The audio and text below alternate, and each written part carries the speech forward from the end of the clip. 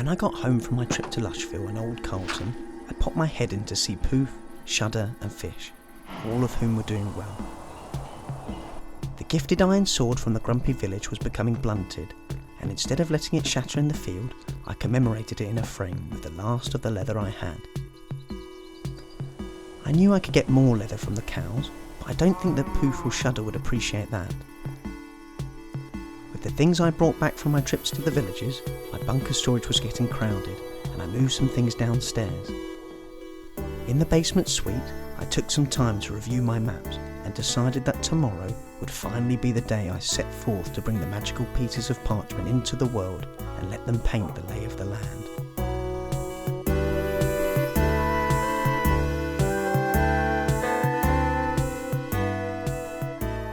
I decided to only bring one map out at a time.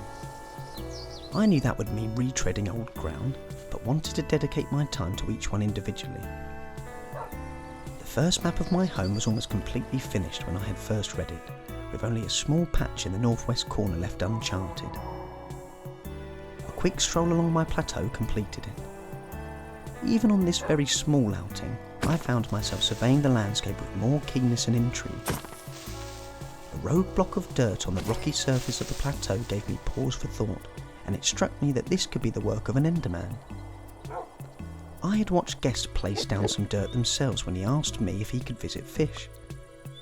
And this piece of dirt seemed so out of place, I guessed it must have been the work of his kin, or themselves. Either way, it was unsightly, and I removed the uninvited vandalism. The second map was dominated by the body of water north of my home, so I headed out to the gravelly cliff in order to set sail. Now that I was focusing on the maps, I noticed the difference in detail each one provided. I could still see the body of lava at the base of the cliff below my farm on the second map, but it appeared smaller. The body of water, on the other hand, was huge, and for now, even with my previous trips to Oak Island, I didn't know if it was a large bay, a sea, or even a vast ocean. I felt a spark of excitement anticipating heading further out to sea when I started charting bigger maps.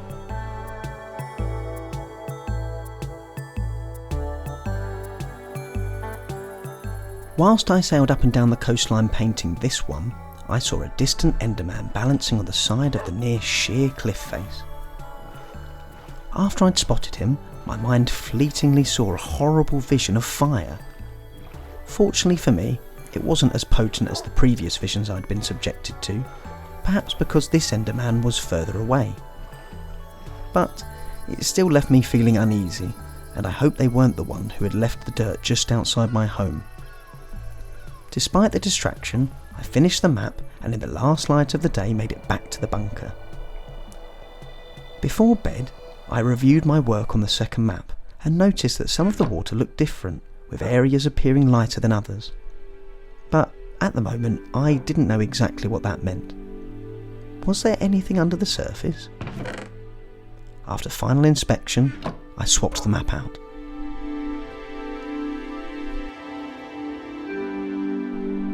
Rather than being dominated by water, the majority of the third map was comprised of the lands to the south. I set forth again and found an Enderman watching me in my home. On my approach, they zoomed away. As always, the Endermen were mysterious, and I couldn't tell if this one was shy or had been caught spying on me.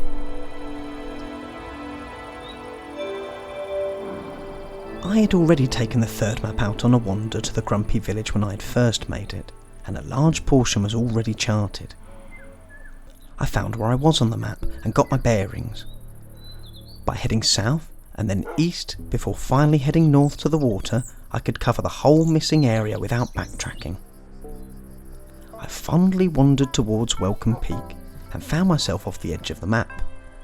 So, the third map covered everything between my homestead and the Great Mountain.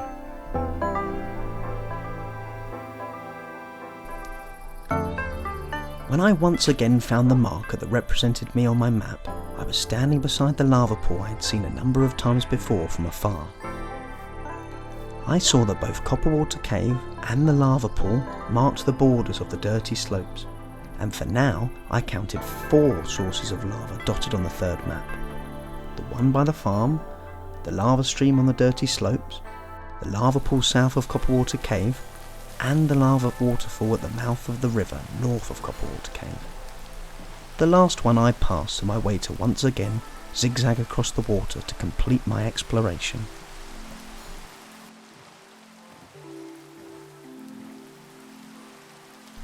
This time, the map I was carrying extended far enough to include the little islet whereupon the ruins of a strange structure stood.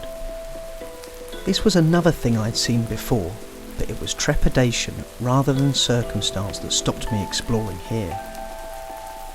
A mysterious purple rock was held aloft by chains from the remains of an ancient stone arch. Magma, as well as another rock with a blood-red hue, surrounded it. The whole islet gave me the creeps, and I didn't want to spend any longer here than I had to, but had spied a chest submerged just below the surface of the water. I hopped across to it and found within some loose blocks of that odd purple rock, which I learnt was obsidian. Nellie shined brightly when I picked it up. What I found more interesting immediately was a suit of golden armour and boots. I collected the remaining contents of the chest and backed off in a hurry. So much so that I fell into the water and onto some magma. That gave me some spring in my step and I dived into the boat where I'd left Two-Bone.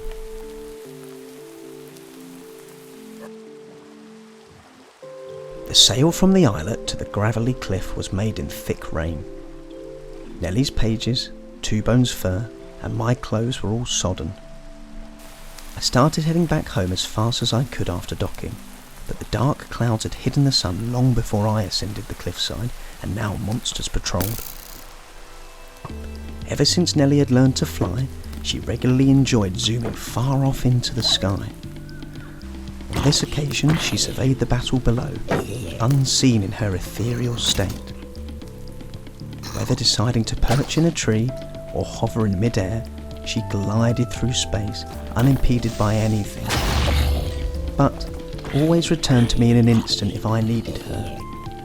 And I knew she had something to show me when she glowed from my pocket. She was doing so now, but I would have to get home before I could indulge her. Two-Bone threw himself at monsters, and it was times like these when I was really thankful I had him by my side. Together we battled the waves of enemies on the way. The wolf fought with such ardour that I was struggling to keep the boy healthy. As we stepped onto our plateau, he bounded straight at a skeleton standing on the edge, and I tried to get close to stop him. When the battle was over, he turned to receive my affection, perhaps thinking my panic was caused by the skeleton's arrows, and not because I thought he was about to fall into the sea.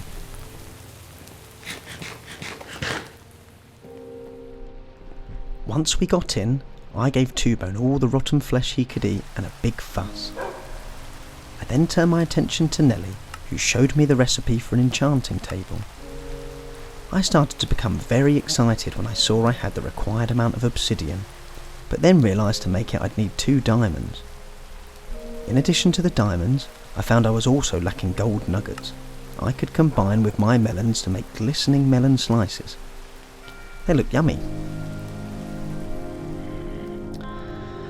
So for now, I turned my attention to the golden armour I'd taken from the chest near the strange structure. It didn't feel quite as sturdy as the iron, but it bristled with magic and glowed in the sun. After trying it on, I couldn't help but admire myself and felt like royalty as I pranced around the homestead, even as I was farming crops.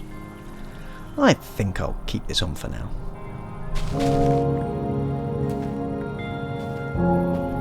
The enchanting table may just be the most exciting thing Nellie had yet to show me, but when I reviewed the completed third map, I couldn't decide. The first 3 maps I had finished didn't lead me too far from the paths I had already taken, yet in the process I felt like I had a greater understanding of my immediate area. And, on top of that, I got to delve into the magical properties they held. Whilst I had no idea how the maps sensed my location, or painted themselves in my travels, that didn't change the immense sense of satisfaction I had when I held a fully charted map.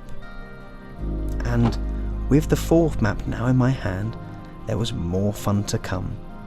Although, that could wait until tomorrow.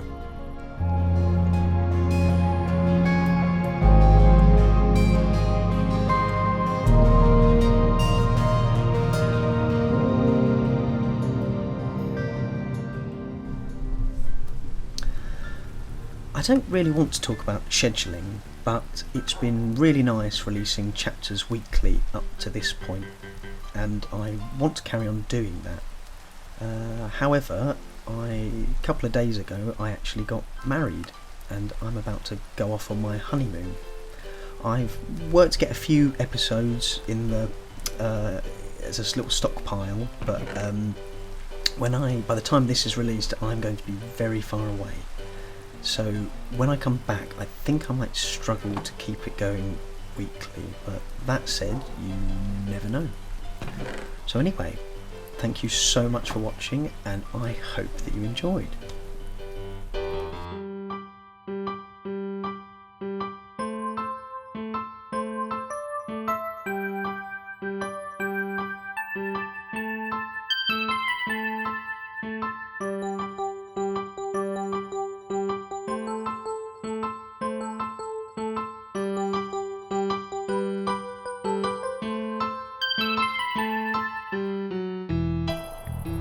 Oh, and I've completely forgot to mention, I hope you don't mind my mush being in the videos now.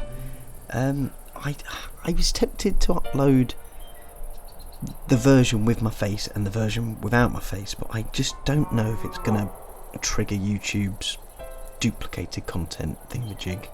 But, I don't know, if people would prefer to have a version without my face, I don't know, see what I can do.